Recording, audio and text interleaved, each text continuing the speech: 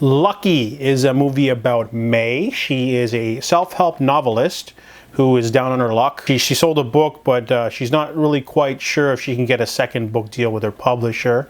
However, one night while her and her husband Ted are asleep, she hears something. She goes downstairs and there's a masked man trying to break into their house. So she wakes up Ted and he's very aloof. He's very weird. He starts saying cryptic things like, "Oh, it's that man. He's at it again." Gets out of bed, grabs a golf club, and they go down there to take care of the man. And they have a home invasion battle, which they knock out their attacker. However, he disappears before the police can come. And not like disappears like he runs off while they're not looking. Instantaneous. There's something supernatural going on with this attacker. So after they explain things with the police, they have a rough morning. But May is kind of upset that Ted is really aloof about everything. So she brings up the whole, how come you said he comes every night? And Ted casually explains that this man shows up every night and they have to fight for their lives every night. That's normal. And when she tries to get him to explain, he freaks out and decides to leave her, separation style. So he goes to stay with his sister. So May is kind of at a loss for words, but she's getting some stuff going on. She's got to do a book tour thing at a sit down. So she's kind of and she keeps getting attacked every night by the same masked man. But every time she's able to defeat him with, a blunt weapon or a sharp knife or, blunt force trauma, he disappears immediately, leaves some blood.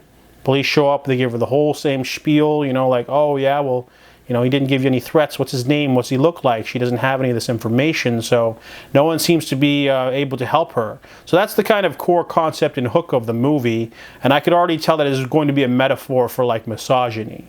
And I was like, okay, that's a pretty cool metaphor, but you need more than just the metaphor, right? The reason why this movie kind of falters is that, first off, it's super short. It's only an hour and 20 minutes, and you're kind of waiting for that sort of big twist at the end to make it all run home, but it kind of feels like a one-trick pony. It feels like an episode of Black Mirror where you have a cool concept, you have the metaphor, but you keep trying to slam the same metaphor in the audience's face over and over without giving him a satisfying story.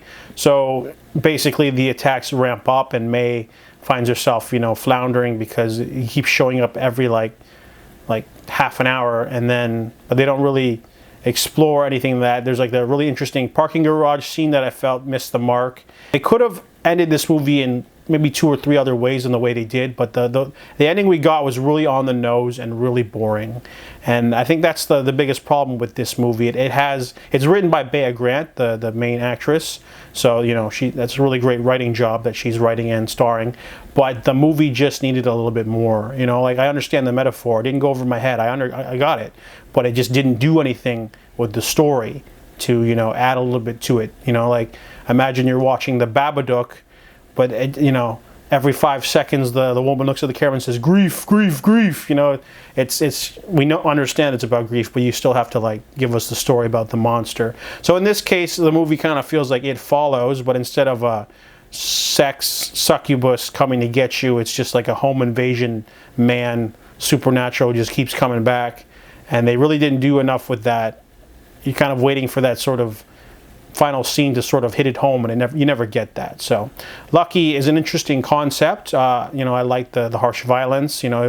They keep describing it as all these different things. The front DVD cover calls it a thrilling time loop mystery. It's not a time loop.